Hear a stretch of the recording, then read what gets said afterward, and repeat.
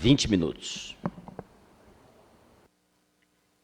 Obrigada, boa tarde a todos e a todas. Cumprimento a Vossa Excelência, deputado Marcos Pereira, em sua pessoa, os demais presentes aqui nesta audiência.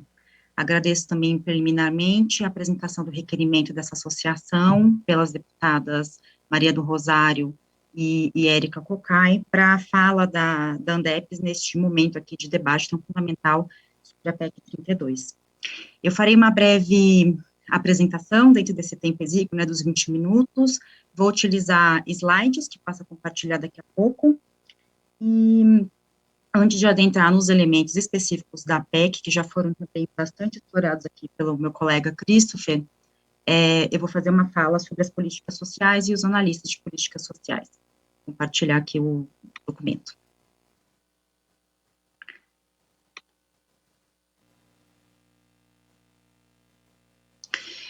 O contexto das políticas sociais aparece na nossa Constituição de 88, com a garantia do bem-estar social, que a gente encontra no artigo 6º, que elenca, de forma não taxativa, os direitos sociais. Essa incorporação de garantia trouxe a necessidade de uma criação e estruturação de políticas sociais, que foi acompanhada nos últimos anos por um esforço de institucionalização de sistemas, programas, projetos que dessem conta dessa execução dessas políticas sociais. A carreira de desenvolvimento social foi criada em 2008, em conjunto com a jornalista de infraestrutura, para a profissionalização dessa prestação de serviços, né, em forma de políticas sociais também de infraestrutura. Nós somos 762 analistas técnicos de políticas sociais, em sua maioria mulheres, entre 31 e 40 anos, em sua maioria também brancos e pardos, e com alto nível de profissionalização, 49% dos nossos colegas possuem mestrado. A gente atua em 8 ministérios, estamos concentrados no Ministério da Saúde e no Ministério da Cidadania. Eu trouxe aqui esse perfil breve da carreira para falar que somos um corpo estruturado, profissional, que tem uma atuação estratégica em programas sociais complexos, que tem grande impacto na vida da população. Para ilustrar esse impacto, eu trouxe aqui programas que estamos envolvidos enquanto apoio técnico, como o Cadastro Único, que é a porta de entrada, né, para diversos programas sociais, não só em âmbito federal, tem as informações de 29 milhões de famílias, o próprio programa Bolsa Família, que atende atualmente 14 milhões de beneficiários, famílias beneficiárias, o auxílio emergencial, que foi uma ferramenta fundamental também no enfrentamento à crise da Covid. Também atuamos como apoio técnico nos atendimentos de mais de 600 mil pessoas na Defensoria Pública da União, espalhado pelo território, nessa busca de garantia do próprio atendimento, né, ao auxílio emergencial. No Sistema Único de Saúde, além de atuar no Ministério da Saúde, aqui em âmbito federal, também estamos presentes em diversas superintendências estaduais, e eu destaco aqui a nossa participação no apoio à logística de distribuição de equipamentos e insumos de saúde, como respiradores, EPIs, kits de intubação e vacinas. No programa Criança Feliz também, 1,5 milhão de crianças atendidos, no próprio benefício de prestação continuada, PPC, que temos 4,6 milhões de pessoas atendidas mês, e no PAA, com 283 mil pessoas atendidas ano, programa de aquisição de alimentos. Todas essas políticas são políticas sociais que tornam possível a execução dos direitos sociais previstos no artigo 6º e são de extrema complexidade, exigindo uma qualificação técnica e profissional avançada. E é por isso que eu estou trazendo essas ideias aqui para os senhores e senhoras. Nesse contexto, então, que a gente defende a não admissibilidade da PEC 32 por essa comissão. Destacamos 5 pontos.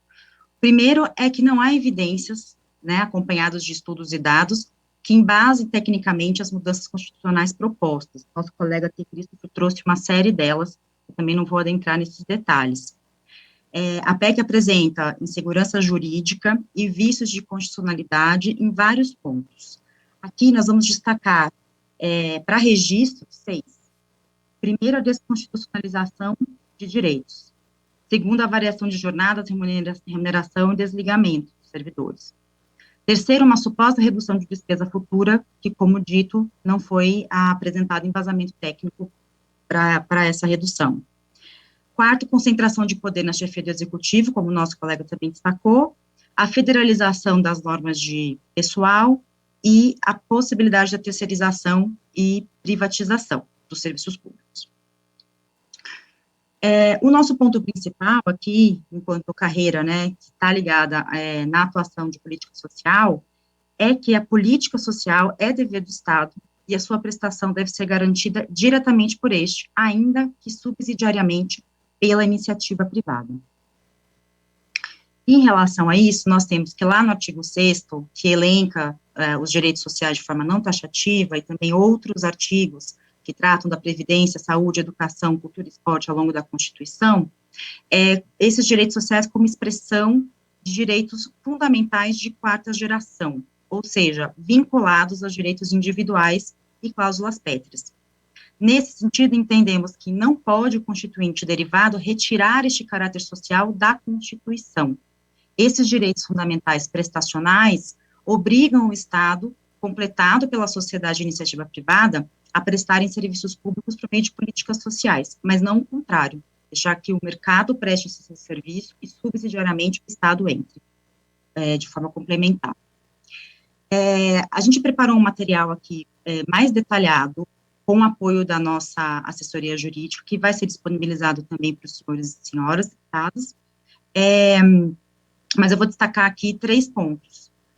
Os direitos sociais são preceitos fundamentais, portanto, se forem violados, ou seja, se o Estado não implementar políticas públicas que garantam a concretude desses direitos, dando-lhes efetividade, poderá haver impugnação por meio de ação de descumprimento de preceito fundamental, ADPF, segundo Raquel Glatt. Daniel Sarmento traz a seguinte ideia: se as cláusulas pétreas são, como afirma Oscar Vilhena Vieira, as reservas de justiça da ordem constitucional, que protegem a sua identidade axiológica, ou seja, de sentido, não há como não reconhecer que os direitos sociais e econômicos, pelo menos no seu núcleo essencial, também estão por elas abrangidos, ou seja, também são cláusulas pétreas. E, por último, os direitos sociais, ao se inserirem no rol dos direitos e garantias fundamentais inscritos no título 2º da Constituição da República de 88, expressam induvidosamente a opção do legislador constituinte em instituir um Estado democrático de direito pautado na promoção e efetivação dos valores sociais individuais à luz do princípio da dignidade da pessoa humana. Os direitos sociais, em toda a sua extensão, abrangendo inclusive os direitos dos trabalhadores, previstos no artigo 7º, constituem cláusula pétrea constitucional, não podendo ser atingidos pelo poder reformador derivado, no sentido da sua alteração prejudicial ou extinção. Portanto, o que a gente traz aqui é um rol de argumentação em que há este dever do Estado prestar diretamente esses direitos sociais. Essa prestação envolve desde o planejamento, a própria execução, o monitoramento, a avaliação e a fiscalização, ou seja, todo o ciclo de políticas públicas. Essas são, então, atividades do Estado, inerentes ao Estado Constitucional Brasileiro, previstos na Constituição de 88. Um outro ponto, e último aqui da argumentação, é que não teria como eu, como uma mulher servidora, que ocupa, né, um espaço numa carreira que lida com política social, não fazer o alerta aqui a essa comissão de que essa proposta vai ampliar a desigualdade de gênero e raça que temos na administração pública. Esse aprofundamento de desigualdade se dá no seguinte contexto: a Constituição Federal também determina que os serviços públicos sejam prestados com igualdade, isonomia e eficiência, de modo que a gestão, o ingresso, a remuneração e a responsabilização dos servidores deve atender a estes elementos, quais sejam igualdade, isonomia e eficiência. Eles hoje estão garantidos pelo concurso público e pela estabilidade, direitos fundamentais que estão sendo atacados por esta PEC. Nosso colega aqui já destacou esta questão da flexibilização do acesso a cargos públicos sem o concurso público, sem a isonomia do concurso público, e também a questão da estabilidade de perder o seu status de cláusula pétrea de proteção constitucional. E qual que é a relação que isso tem, a relação que isso tem com as mulheres no serviço público? Mesmo com concursos públicos igualitários, não se conseguiu ainda superar as desigualdades de raça e gênero no serviço público. O Atlas do Estado Brasileiro, do IPEA, com dados de 2020, traz todo este embasamento aqui dessa fala, que está também no material que vai complementar essa apresentação. A especialização das funções também não é proporcional. Ainda temos mais mulheres ocupando cargos de nível de caráter administrativo e operacional, como professoras e enfermeiras com salários mais baixos, e mais homens nos cargos de caráter gerencial e intelectual. Mesmo com salários iguais nas mesmas carreiras, a renda dos homens é maior do que as das mulheres, e a de brancos também é maior do que a de negros. Além disso, a ocupação de postos de liderança não segue proporção populacional. A maior parte deles é ocupada por homens e brancos. Nada disso daqui, que seria um item para ser encarado por uma modernização da administração pública brasileira, está sendo enfrentado pelas propostas da PEC 32, e pelo contrário, tudo que está vindo de novidade, de mudança, de remodelagem do Estado brasileiro, vai aprofundar essas diferenças. Lembrando que também está na Constituição este dever do Estado brasileiro enfrentar essa questão das desigualdades no nosso país. Aqui é só um gráfico para ilustrar a nossa fala, em que a gente tem aqui o de azul, são as mulheres negras, aqui é só mulheres, esse recorte, e a gente vê que elas estão presentes aqui, ó, como professoras do ensino básico, e nas demais carreiras, como, por exemplo, de delegado de polícia, a presença é muito menor, e tem uma grande mesmo desigualdade entre brancas e negras.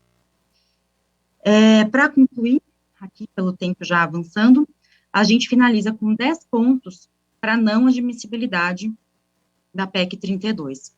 Primeiro, o efeito central da PEC é de facilitar a diminuição do Estado brasileiro diante de choques de receita. O colega também destacou essa questão de que ela vem nesse sentido de eliminar despesas, mas também não se fala exatamente como, com dados. Essa diminuição se dará pela desconstitucionalização dos direitos dos servidores públicos, como a estabilidade, é um ponto central, e da concentração de poderes no executivo, que muitos nos preocupam, porque reduz o papel, inclusive, do legislativo no controle da administração pública. Com essas ferramentas, será também simplificada a extinção de órgãos, autarquias e seus serviços públicos, a demissão dos seus servidores, a transferência da competência para a iniciativa privada, reduzindo o papel do Estado a essa subsidiariedade invertida, e apenas o que o mercado não ofertar caberá ao Estado.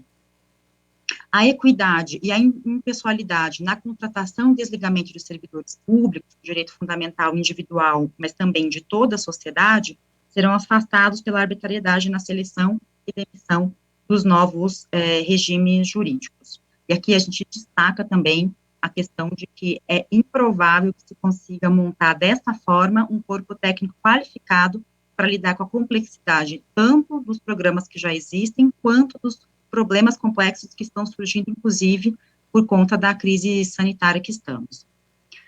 A concentração de poderes permitirá o aumento do clientelismo e do patrimonialismo na gestão pública, ampliando o espaço para atos ilegais e não republicanos.